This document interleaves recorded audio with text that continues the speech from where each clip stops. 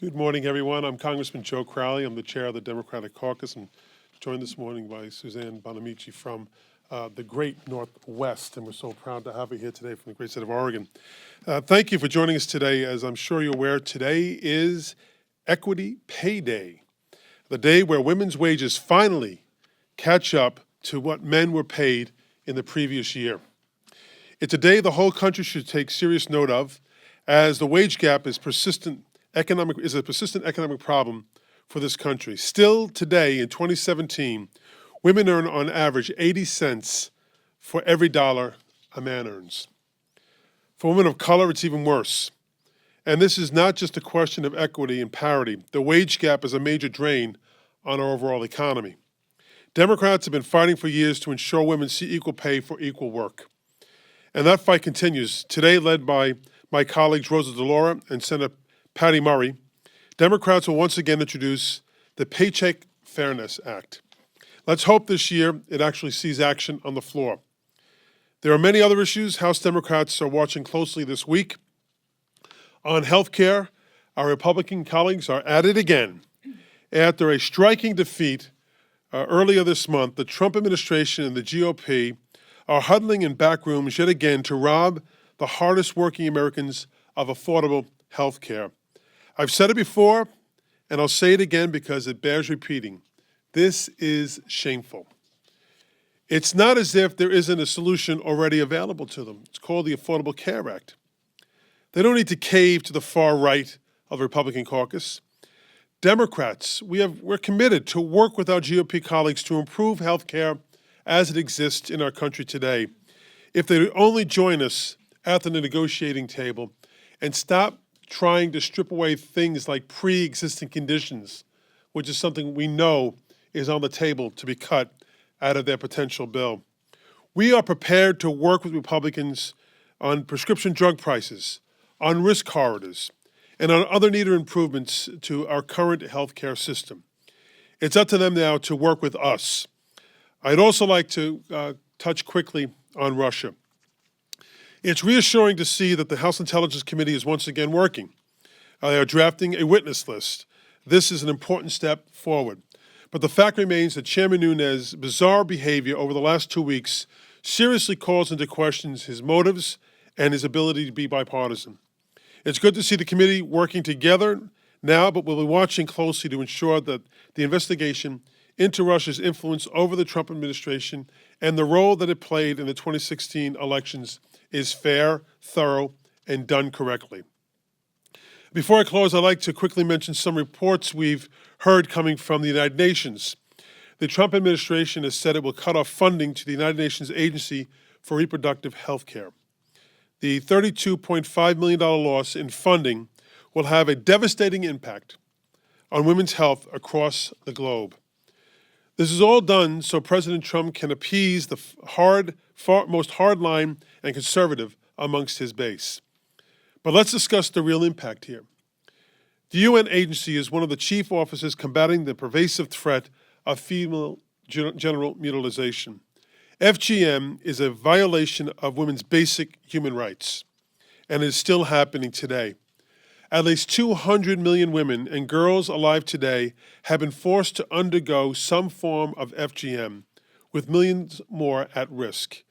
I simply don't understand how the Trump administration can justify cutting funding for a program that looks to stop this terrible practice, as well as help the overall health of women and children and men around the world. Earlier this morning, we heard inspiring remarks from our colleague, John Lewis, on the 50th anniversary of Dr. King's speech against the Vietnam War. We're also reminded that today marks the 49th anniversary of his assassination and death. John spoke of the courage that it took for Dr. King to speak out 50 years ago against that war, the friends that he lost, including to some degree President Johnson because of that speech, but the courage that he had to speak out, to speak his conscience, challenges all of us during this difficult time to remember that we all must speak out, especially when our conscience is troubled. With that, let me turn to my good friend and colleague from the great Northwest, Congresswoman Suzanne Bonamici. Thank you so much, Chairman Crowley, for inviting me to join you today. As Chairman Crowley said, today is April 4th, the day when the average earnings of an American woman catch up to what a man made in 2016. And the wage gap for women of color is even greater. It's an important reminder of the inequities that remain between women and men. Equal pay for equal work should not be a partisan issue. In fact, when the Equal Pay Act passed back in 1963, it had overwhelming bipartisan support. Only 9 members of the House voted against it. Now, more than 50 years later, many women still lack the tools they need to seek justice when they're earning less than their male counterparts for doing the same job. Today, Congresswoman DeLauro will be reintroducing the Paycheck Fairness Act to eliminate the loopholes and carve-outs that have denied women this basic fairness and equal pay for decades. And I thank Congresswoman DeLauro for her leadership on this issue. In the last Congress, every Democratic member of the House supported the Paycheck Fairness Act. I expect that will happen again. But pay inequity is not the only indication that our workplace policies have not kept pace with our changing workforce. Working families also need flexibility with scheduling, paid sick days to help them balance responsibility at home and at work. When families don't have to choose between keeping their job and caring for their families, we know they're better off, there are better outcomes for children and better outcomes for parents. In the United States, about a quarter of all women return to work 2 weeks after having a child. Now, those of you who have had children know how challenging that can be. There can be detrimental outcomes for mother and child. My niece had a baby about 10 hours ago. She's fortunate that she does not have to go back to work right away, but many people in this country, many women do. We all benefit when women and men have the flexibility they need to continue participating in the workforce. Employees are happier and healthier, and employers see benefits with recruitment and retention. In fact, in my home state of Oregon, they've taken steps to help women succeed in the workplace. They've raised the minimum wage and provided paid sick days. This year, the Oregon legislature is taking up paid family leave and flexible scheduling, and the Oregon House just voted to strengthen Oregon's pay equity laws. With these policies, women contribute to the workforce, families bond, businesses thrive, and our economy wins. We should be having meaningful conversations with our colleagues about these policies in Congress, but unfortunately, we're about to go on a 2-week recess. Of course, I'm looking forward to going home and hearing from my constituents at town hall meetings, but my constituents often ask me, what is Congress doing to support working families? Too many people are still struggling. How can we increase opportunities for American workers and businesses? What are we doing to strengthen public education, to protect our environment, to support our seniors? My constituents in Oregon are like people across the country. They're extremely concerned. The Republican leadership and President Trump are still looking to force a terribly bad and unpopular health care plan on the hardest working Americans. Now, I know my Democratic colleagues are willing to work with our counterparts on the other side of the aisle to improve access to affordable health care. Prescription drug prices and risk corridors, as Chairman Crowley mentioned, are 2 areas that come to mind. This should not be done behind the scenes in back rooms and then brought up quickly for a vote without talking about what this is going to mean to Americans. Unfortunately, too many Republicans have spent years pledging repeal, and now it's time to lead. We should be working together on legislation to make those adjustments to health care that make it more accessible and affordable, to spur job growth, to make college accessible and affordable, to pass comprehensive immigration reform, and to invest in infrastructure. The House Democratic Caucus stands ready and willing to get to work. Thank you very much, and I'll turn it back over to Chair Crowley. And Ms. Congresswoman Bonamici has said she will take every question this morning, so just all teasing. Any questions this morning? Yeah, Mike.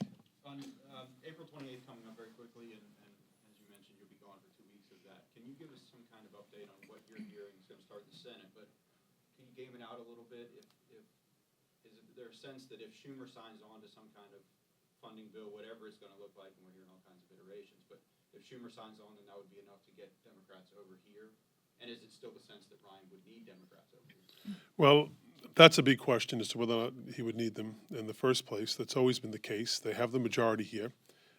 And if they do coalesce and come together, which they've had difficulties doing for various reasons, not only in this Congress, as we know in prior Congresses, then they can do that. Being a New Yorker and being a friend of the great senator and leader of this, the Democrats in the Senate, I have great respect and confidence in their leader in the Senate to work their will. But the senator doesn't speak on behalf of the Democratic Caucus, and we would have to see what is presented to make comment at that point in time. It's too premature to do that. I suspect that we'll be in conversation with them.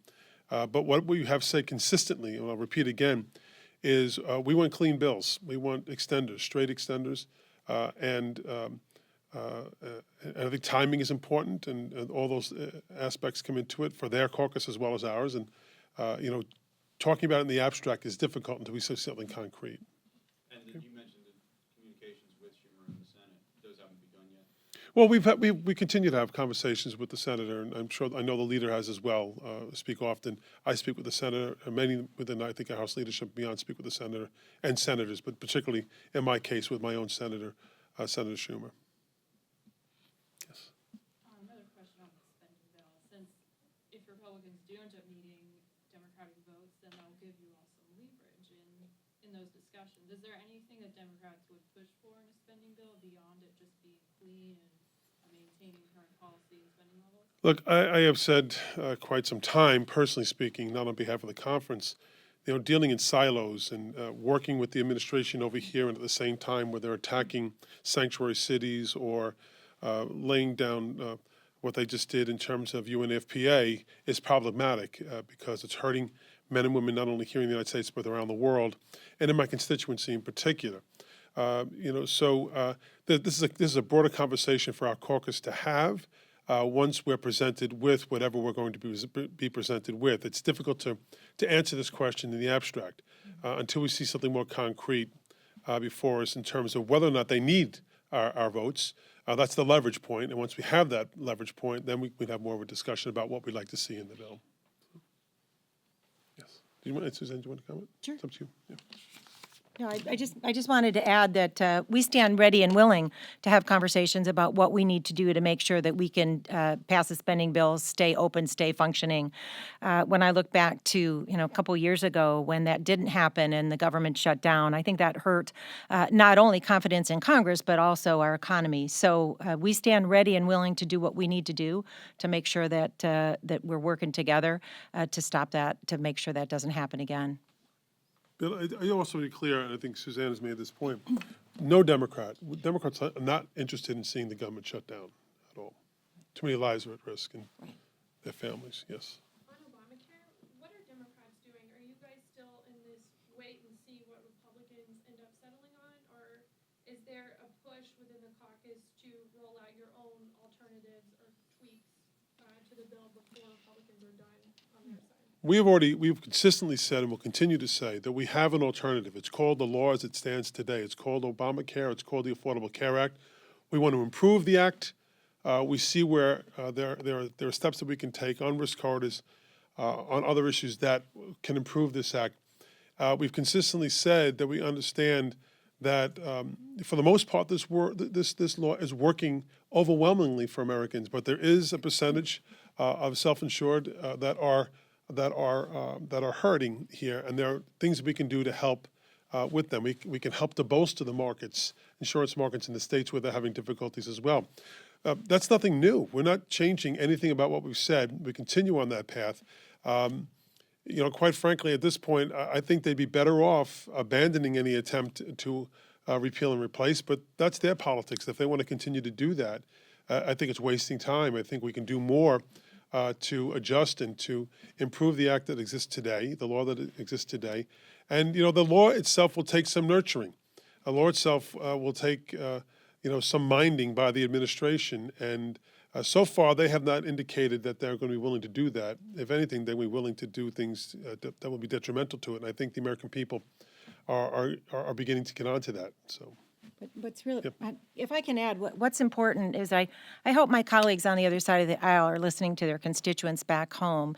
My state of Oregon has seen some very positive results from expanding Medicaid and having good coordinated care organizations. And when we saw with their last attempt at health care that they were not only going to remove essential health benefits, but change Medicaid expansion, that caused great concern. I had people at town hall meetings stand up with tears in their eyes and say that for example, a woman said, my father is here today because of the Affordable Care Act. So we need to make sure that everyone is listening to their constituents and talking about how can we improve access, improve affordability, but getting rid of essential health benefits, and especially with pre-existing conditions, which has made a tremendous difference. For example, small businesses or people who want to go start a business, people were locked in jobs before. They couldn't leave if they had employer-provided health care and wanted to go try a new career or start a new business. We don't live in a world now where people go to one job and stay there for their whole life, like my father and other generations did.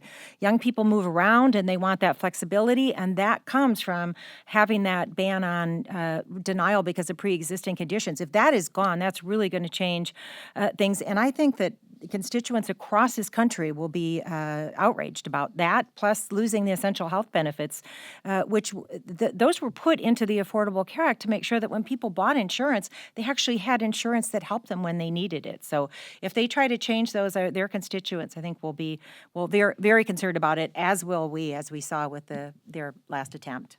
To some degree, it seems like an all-out attempt to pass just something before they leave, or to be working on something like that, like they can do before the end of April, before the end of May, before we leave here.